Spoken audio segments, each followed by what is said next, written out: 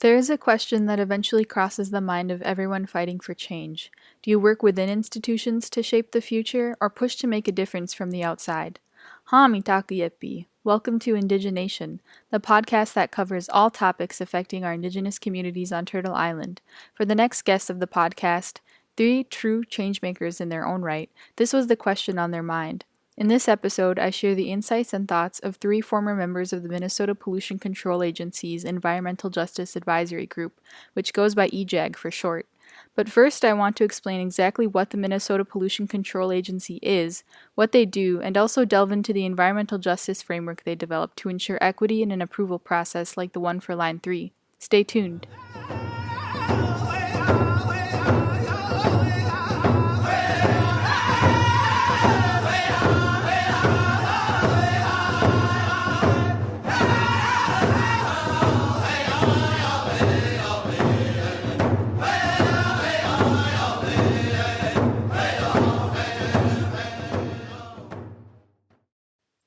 Taken from their website, the stated goal of the Minnesota Pollution Control Agency is, quote, ensuring that every Minnesotan has healthy air, sustainable lands, clean water, and a better climate. To meet this goal and follow Governor Walz's Executive Order 1924, as well as 1310 by his predecessor Mark Dayton detailing much of the same, the Mpca spent years creating an environmental justice steering team and seeking input from community members and justice advocates to produce their environmental justice framework, which was published in 2015. The Mpca environmental justice policy reads as stated. The Minnesota Pollution Control Agency will, within its authority, strive for the fair treatment and meaningful involvement of all people regardless of race, color, national origin, or income with respect to the development, implementation, and enforcement of environmental laws, regulations, and policies.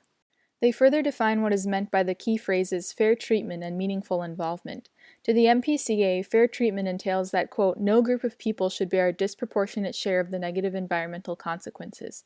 Additionally, the criteria for meaningful involvement is organized into 4 points. 1. People have an opportunity to participate in decisions about activities that may affect their environment and/or health. 2. The public's contribution can influence the regulatory agency's decision. 3. Their concerns will be considered in the decision-making process. And 4. The decision-makers seek out and facilitate the involvement of those potentially affected. Although their policy appears sufficient in addressing key concerns within the environmental justice movement, the Mpca understood that their goals could not be achieved without action. As such, the environmental justice framework also called for the creation of an independent environmental justice advisory group, whose members would be representative of a variety of stakeholders and whose primary duties would be to provide feedback to the Mpca on framework implementation and to collaborate on ways to improve Mpca's strategies and implementation. The advisory group would also report directly to the Mpca commissioner while serving as a liaison between their communities and the Mpca. The creation of this advisory group further demonstrated the commitment of the Mpca to promoting environmental justice within their agency by holding themselves accountable to the very people whose lives they affect. However, on November 16, 2020, just 4 days after the Mpca decided to grant Enbridge the key water quality certification for Line 3, 12 of the 17 members of that environmental justice advisory group resigned. Their resignation immediately sent a resounding message throughout the state of Minnesota that the Mpca was not meeting its commitments to environmental justice. The resigning members expressed this bluntly in a letter written to the Mpca Commissioner Laura Bishop, which I will read now. Commissioner Laura Bishop, in light of your recent decision to approve the Line 3 401 water crossings permit, several members of the Minnesota Pollution Control Agency's Environmental Justice Advisory Group are submitting our collective and public resignation. After much discussion, we cannot continue to legitimize and provide cover for the Mpca's war on Black and brown people. The Line 3 pipeline will cross over 200 bodies of water, inevitably poisoning rivers, wetlands, and wild rice beds. It will emit as many greenhouse gases as running 50 new coal plants 24 hours a day. If we were to get every other sector in our state to carbon neutral, we wouldn't be able to offset the added emissions this pipeline will bring. This pipeline threatens further spread of COVID-19 when we are experiencing peak cases and hospitalizations in our state. Line 3 will mean violated treaty rights, heightened risk of sexual trafficking and sexual violence, and an insult to the 3 tribal nations that strongly oppose its construction. Any perceived economic benefits are extremely short-term. When Michigan's governor is canceling Enbridge's Line 5 and oil and gas prices are dropping while the cost of carbon emissions is quickly rising, it is obvious that Line 3 is a poor economic choice for Minnesota's working and middle classes. The decision to approve the permit sends a clear message that the Walz administration and the Mpca hold no regard for the well-being of Minnesotans or our relatives around the world, who depend on us to dramatically, rapidly, and justly transition our economies away from fossil fuels. This is the final straw after increasing disappointment in the Mpca's failure to build on the hard work of dedicated EJAG members over the years. The transition to a new commissioner has set back the EJAG's work, and the EJAG has since been excluded from important decisions that affect how the group is managed. EJAG members were not consulted on the hiring of an outside facilitator, nor on the divvying of group members into work groups. EJAG members have also experienced dismissal, being discouraged from sharing honest thoughts and opinions. This is not how an advisory group should be engaged to appropriately respect the wisdom being sought. When discussing the Line 3 decision, Commissioner Bishop told an EJAG member to not make something personal, when Line 3 is personal in every way imaginable. How can precious water, indigenous dignity, and children's futures not be personal? We are disappointed in the failure to honor the time that we all contribute. While we have seen small actions taken internally to improve understanding, measures, and culture in the agency, our communities demand action, and this agency cannot claim to promote justice without results that improve our lives. We demand that Commissioner Bishop and the Walz administration reflect on the choices that were made. Your decision to side with a Canadian corporation over your own people is reprehensible and devastating. We ask that you do everything in your power to repair the damage you have done and seek a healing path to justice with the communities you have harmed. Signed in unity, Marianne Abdenur, Erica Chung, Anita Irvina Davis, Lea Foushee, Charles Frempong Longden, Dania Marin Gavilan, Sarah Goodspeed, Magdalena Kaluza, Winona Leduc, Zeke McKinney, Shirley Nordrum, Keeli Swift.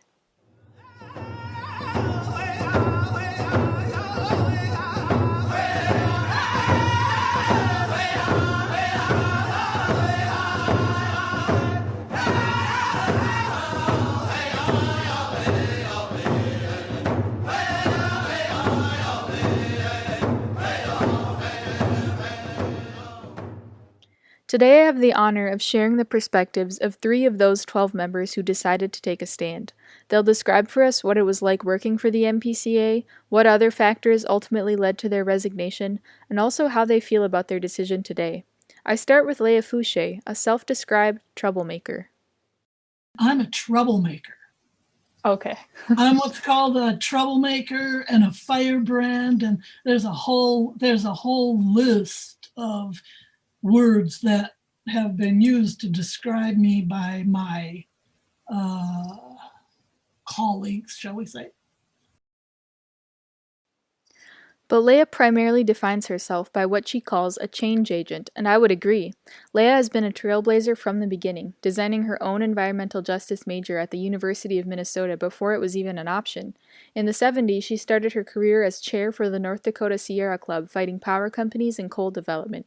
She also helped organize and secure a 30-year moratorium on uranium mining in Pahasapa, known by its English name, the Black Hills. She also founded the North American Water Office in 1982 and was invested in numerous environmental justice campaigns around nuclear waste and plant siting across the country. In addition to all of that, Lea has done extensive work with tribes over the years on policy related to energy and food and had worked with Native activist Winona Leduc even before her selection as a founding member of EJAG.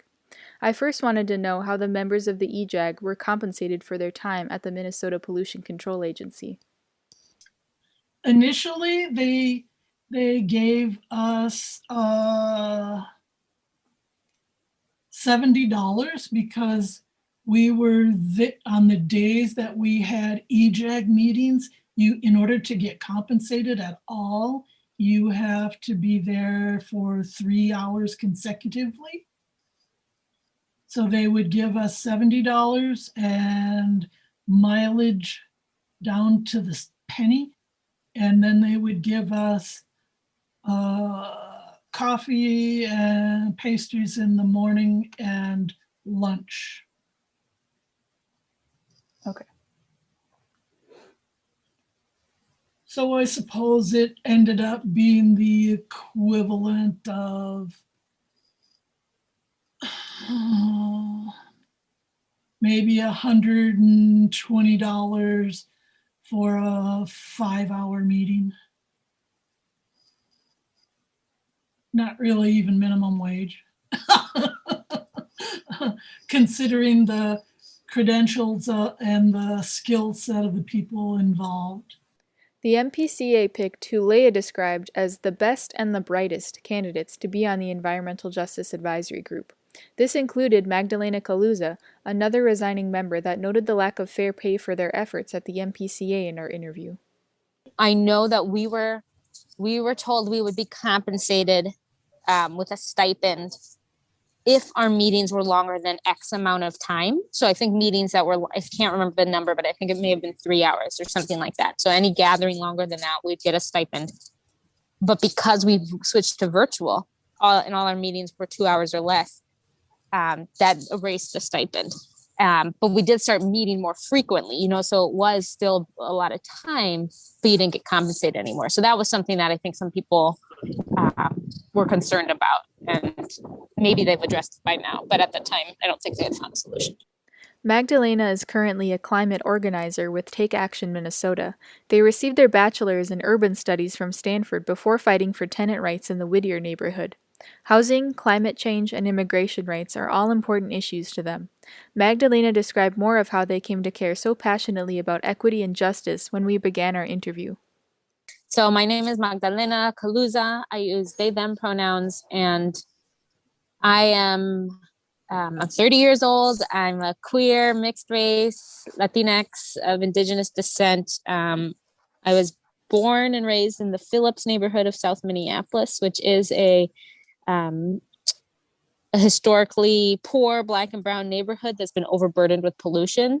Phillips and the North Side are two of the most polluted parts of the two most polluted parts of Minneapolis.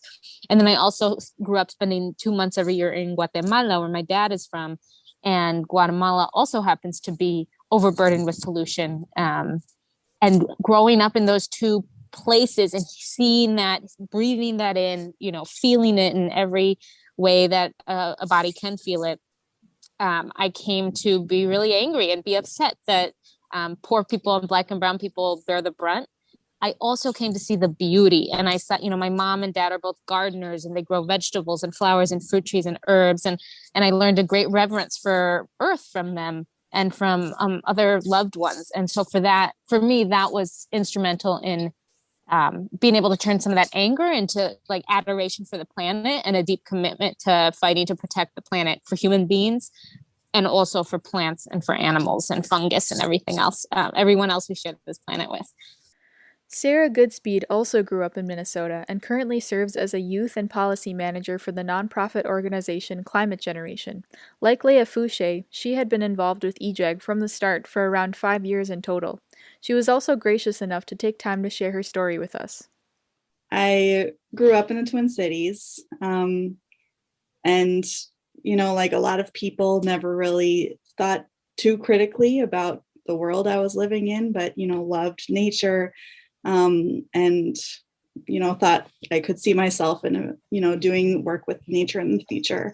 But as I got older and I went to college in California, started learning about organizing and how people are really fighting to make sure that their communities are in charge and have control over how the world around us actually is working.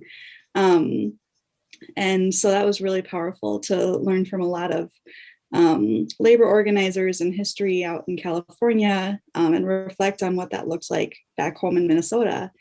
And I spent another few years away from Minnesota. I was in the Peace Corps in Ecuador, working with farmers, and saw how people there were really taking powerful control, filing lawsuits against Chevron. They had a new constitution when I lived there that had the rights of nature was built into the constitution in Ecuador. And so it was really powerful to see examples of how environmental justice was being fought for by frontline communities most impacted, and how policies could be a tool for communities to take that power as well. So I came back home to help make sure that we could have that power and those tools here in Minnesota as well. So I went to policy school, and I've started working at the intersection of community education, outreach, engagement, and government policy, and helping communities navigate the red tape and bureaucracy so that their voices could actually shape the worlds that we live in. Not only had Sarah been a starting member of the EJAG, she had also worked closely with the Mpca before they formed the group. She shared insights into how the group began and her previous experience with state agencies. So by the time they were forming the EJ advisory group at the PCA, I had been working with them in different capacities. So at the time, I was working for a local environmental justice research organization called SEED, the Center for Earth, Energy, and Democracy, which is an amazing group. Definitely check it out. And so before that, I had actually worked within the government. I worked for the state, I worked for the county in different capacities. So I had a lot of experience with, some of the barriers that state agencies have and how they operate. And then I was, doing this work with SEED, who, everyone at SEED just has incredible expertise on how we're able to amplify environmental justice and make sure that communities most impacted are centered in our decision making and in our policy making.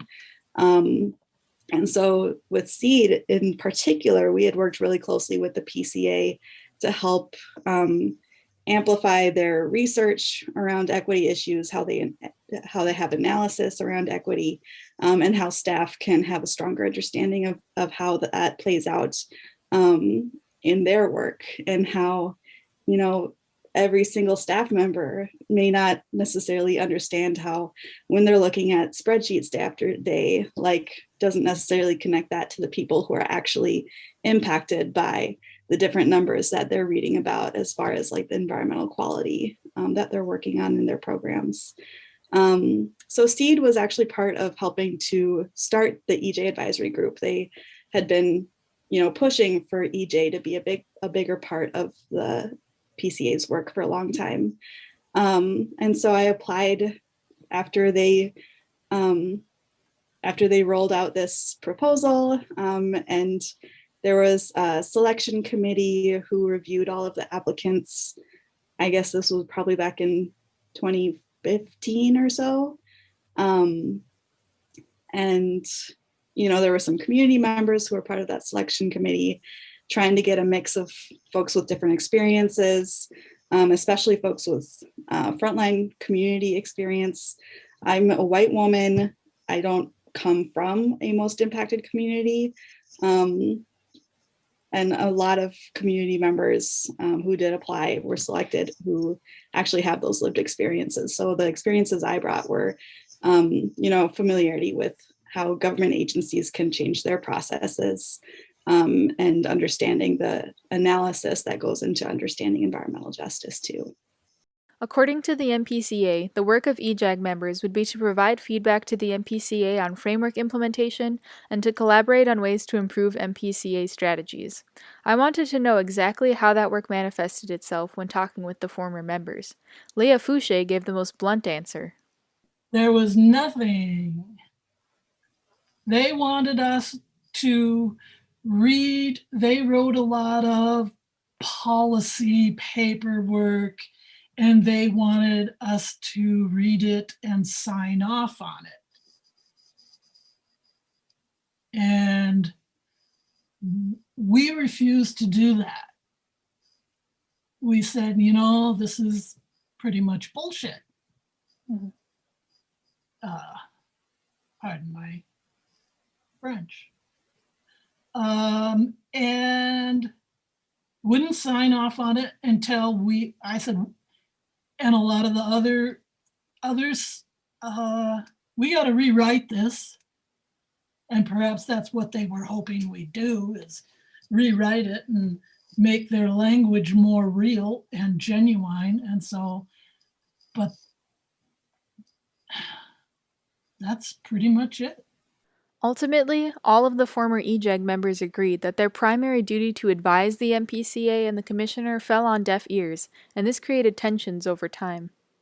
I mean, I think there was a pretty common thread of some frustration that, the work we were doing just felt very surface level. The changes that we were able to make or implement, they were either very slow and long-term changes, or just like, again, surface level, like not having like the really deep systematic impact that justice really requires, and almost like just kind of greenwashing, which is a silly thing to say, but like it's the pollution control agency, like their whole job is to make things greener, but like equity washing, so kind of like just saying that they were doing justice without actually like making like real changes, but like being a little more diverse or like doing better outreach without actually changing the outcomes, especially when we were working with people doing permitting. There is not really a process to actually full on reject permits. Like that's the really deep systematic change that environmental justice requires. And there wasn't even a way to do that, within the channels that we were impacting. And so that was really hard. And I think, we would see that play out with, small permits, but then having line 3 almost the entire time that we were doing this, as a really clear example of something that we were trying to advise on and find a way for years, trying to find a way to prevent this awful pipeline from being built and from being permitted. And there just wasn't a pathway, and there wasn't a commitment from the agency to help find those solutions and fight for those solutions. So I think that like just was so many different layers, of frustration, of pain, of slow action, that ultimately, led to the mass leaving of so many members after that permit was granted. And we weren't the first either. We had a few members who had resigned in earlier years, with similar frustrations that, this wasn't just a valuable use of time. There wasn't enough that we were able to impact to be, for some people driving down all the way from Red Lake and coming into the city for what? So yeah, it was really important that we were able to actually see outcomes of our effort and see our advice taken into heart. And we didn't see that. Sarah, Magdalena, and Leia also recognized that efforts toward environmental justice were not prioritized in an agency as large as the MPCA. I think this is really common with a lot of government agencies, especially when they're really big state agencies like the PCA, hundreds of people work there. And so, a lot of the work gets really broken down and kind of siloed into different areas. And you have these incredible technical specialists who have like a very expert, deep knowledge of like a really specific area, but they don't necessarily they kind of have blinders on. They don't necessarily see how is like my water quality research actually affecting the people who live around it, because they may only be measuring the water samples. They may not even go to the place that they're reporting on to understand like who even lives there, how do people interact with that space, and how is this like particular quality of life impacting the communities around it.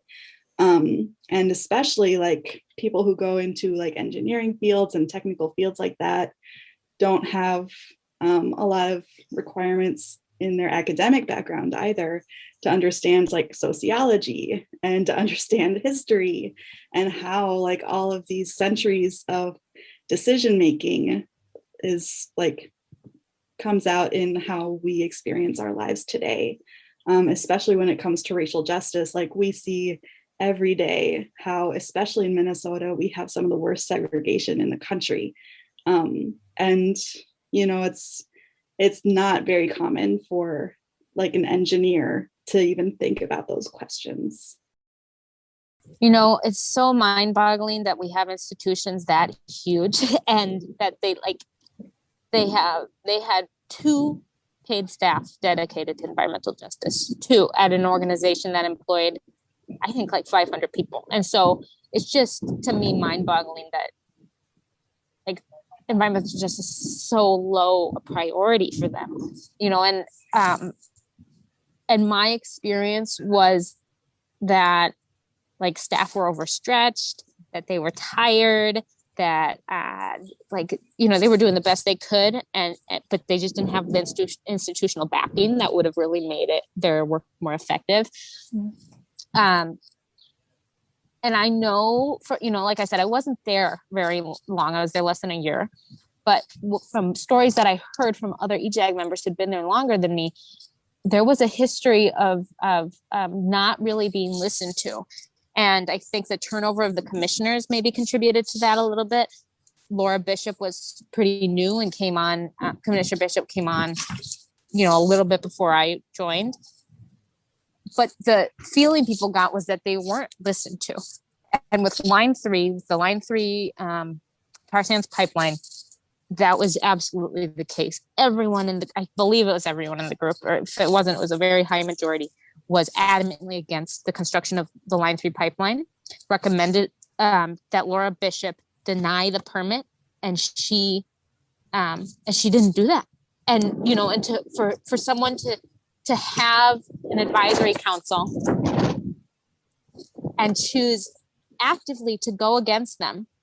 And then, I don't know if you saw the press release that they put out when the pipeline was approved, and then to say, we believe that environmental justice was taken strongly into consideration when making this decision because we have an EJAG, you know, to like totally twist the truth to make it seem like she was going in alignment with the EJAG is ridiculous. And it was clear that she, A, wasn't willing to, you know, go against the Walz administration, and B, that probably her corporate interests were influencing her. You know, she has a background with Best Buy, and, you know, with Line 3, Enbridge's profit is being put above the lives of people on the planet. And so what I can say is it just felt like people weren't listened to. And there was moments where people would mention that, and there wouldn't be they wouldn't address it in an honest and caring way. So I think, and by they, I guess, I mean Commissioner Bishop and, mostly Commissioner Bishop, and just like feeling as though this issue, the Line 3 issue, were not life and death. You know, she like made light of it, is what it feels like to me. And the reality is, you know, trees are being cut down up north, pipe is being laid, people are getting hurt, and the devastation is happening. It's not a light matter, and it is. And I would actually add, you asked about the permitting process. The permitting process failed us. You know, we maybe we thought that permitting and regulation would actually follow the law, actually follow the science, and it didn't. And the truth is, you know, having grown up spending time in Guatemala, I'm used to governmental corruption. And in Guatemala, nothing actually follows the science and follows the law. It always follows profit. And I think some of us here in the United States, so-called United States, thought we were above that. You know, we thought that actually, no, the United States like isn't so corrupt. They'll do the right thing. And that's a joke. That's, you know, that's certainly not the case. And Line 3 really proved that. Best con job I ever experienced.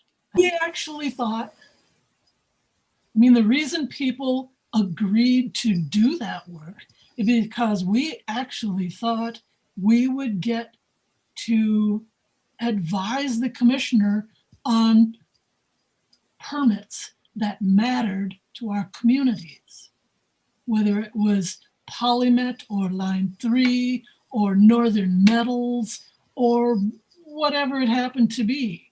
We thought that they would actually listen to what we had to say and then think about it and act different.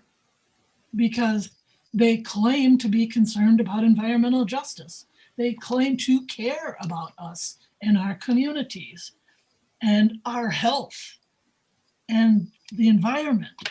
I mean, that's their mission, right? To protect and improve the environment and human health. Best con job ever. Broke my heart. Literally broke my heart. The 12 that resigned realized that it was just what I said, a con job. We were a front so that people would feel good about this agency because they were going to be doing some atrocious things, literally atrocious things to the land and the indigenous people in particular. And if in fact they ever do environmental justice for real, that would be a good thing. I don't think they're capable of it. What they understand is environmental racism. They get that. But justice, they haven't a clue. Haven't a clue. Because if you've ever read the Indigenous and People of Color 17 Principles of Environmental Justice, the first one is Mother Earth is sacred.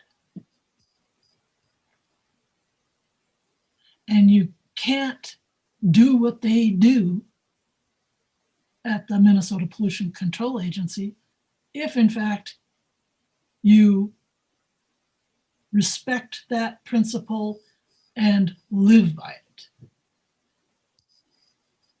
And they simply can't. They simply can't.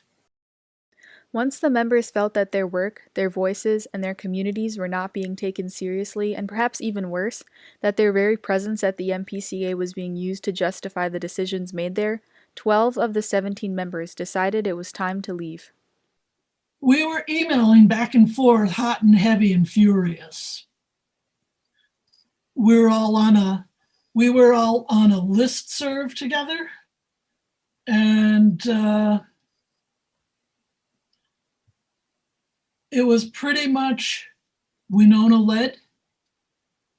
She realized that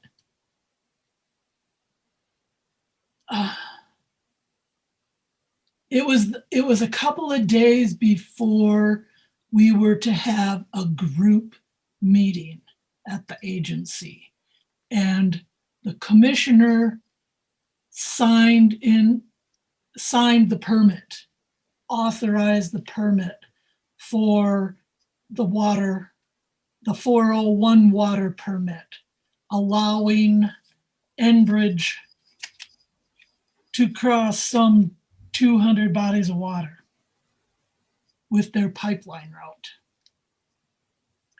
And I don't think Winona saw that immediately, and I forwarded it to her, and it wasn't long after that she said she was working on a letter of resignation right then and there after that, because she realized that it was useless. Game over with that venue. At that point, everybody else that signed on said, I'm all in, we're out of there, because this isn't what we signed up for. Sadly, I didn't get to know the other members as much as I would have liked to, because we switched to virtual so soon. And because, I was on the EJAG for less than a year. That being said, the little bits I did get to hear people was really thrilling, encouraging, and inspiring. I heard people speak with courage, truth, and clarity in ways that I wish was much more commonplace.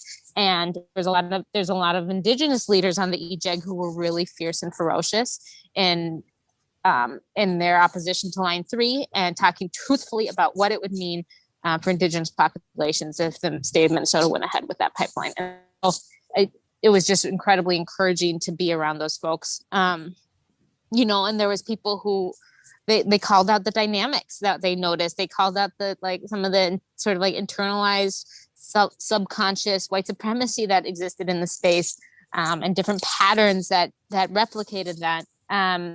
And in terms of the lead up to our collective resignation, it sort of started with us fearing the worst, you know, and not knowing what Laura was going to do, Commissioner Bishop was going to do. And then we also, we were talking about what are our last resorts? Like, what are some of the final ways we can exert pressure? One of those was by submitting a letter to the editor. And it did get published, and Commissioner Bishop did respond to us about that, but that didn't change her mind. And then once the decision came out, you know, we talked about, or maybe this was actually before the decision came out, but we talked about what are some things we can do. We can quit as a group. That is one option we have. And there was some email back and forth about the pro to that is that we can't be used by the Mpca to cover up their decision, right? If we quit, it is very clear that they are not acting in alignment with what the Environmental Justice Advisory Group said. However, by quitting, we also lose any opportunity, those who quit, to internally pressure on other issues, right? Because Line 3 was not the only thing that the Mpca would be deciding on. That being said, our decision was also informed by some of the history that other EJAG members had experienced. Some members had, experience being dismissed in the past, feeling like we were going in circles, not really getting anywhere, not building very much. And so some of that sort of like the storytelling that that longer term EJAG members shared helped inform sort of a collective decision that, the publicity that us quitting would get for Line 3 is worth more than any, hopeful attempts at changing things from the inside within the EJAG. That was the point when the resigning members decided to draft their letter to Commissioner Laura Bishop and release it publicly. Members like Sarah Goodspeed that had experience with communications teams were able to get the message out to news outlets. In the end, although many members knew they had sent a clear message to the Mpca and the state, their resignation was not met without sadness. All of the members had put time and energy into making a difference within the Mpca. Some had even spent years on EJAG. Others, like Sarah and Magdalena, still had friends working within the Mpca on environmental justice. I think so often city and state institutions use committees to justify things, and then they fail to actually listen to those committees. They fail to do true participatory process and true community engagement. And I think, we showed that, like, we're not going to buy it. We're not going to let you claim to be grounded in community and grassroots efforts if you're actually not. And so I think that resignation really sent a message and was hopefully able to model for other committees and advisory groups around the state that they can do the same. And that I actually think that the power to change things isn't on the inside. I mean, I think there's ways to influence, and I think we need people everywhere, just to be clear. And true collective power is in the people and in the masses. And we can do that outside of a committee or outside of an advisory group. And so I think we really showed that. I do feel some sorrow and grief at not having gotten to spend more time building with those folks. I was really looking forward to getting to know some of the people on the EJAG better and getting to collaborate on projects with them. So that was a bit of a bummer. And then finally, I feel a little bit of grief for Jose Luis, my friend who works at the Mpca, because he had spent so much time, putting effort into the EJAG, building it. And I just can't imagine. I imagine it's exhausting to work at an institution like the Mpca, and so just my heart goes out to him and other staff there who've been working hard to incorporate environmental justice into a gigantic institution. And, it's an uphill battle and probably a soul-sapping one. In the end, the 12 resigning members made their voices clear. They would not stand behind an agency that disregarded the well-being of Minnesota communities and the planet. They would not condone another pipeline project through the very waters that give life to Minnesota. They chose to stand in solidarity with their Indigenous relatives, both on EJAG and those fighting to stop Line 3. The work that changemakers do can seem daunting, and it can be exhausting, so I wanted to know what keeps them positive. I continue to be very hopeful. The environmental justice movement is just becoming stronger and stronger and stronger all the time. And it's becoming more mainstream. More people have the access to information and understanding of what environmental justice really means, how racial justice and climate change intersect in every single way. That's becoming much more common knowledge, and there's greater public will for making those changes. And also just with time, you're also getting younger generations of people who are working inside those agencies who have that knowledge, who have grown up with that knowledge. In my work, I get to work with young climate activists who are teenagers. And oh my God, if I would have known as a teenager what they know, it's just kind of mind-blowing to imagine where they're going to be when they're the ones running these agencies, and how powerful this work will be able to be. I am very hopeful and have no question that progress is coming, just that it's slower than we need it to be.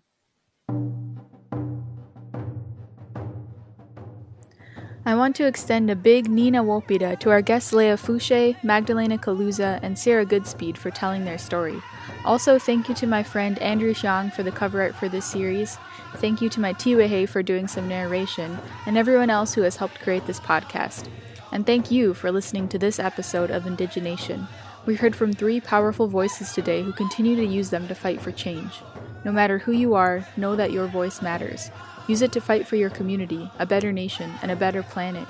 Use it to speak for those who can't, those not yet born, the plants, the land, and all of her creatures. Until we meet again, Dokshta Ake.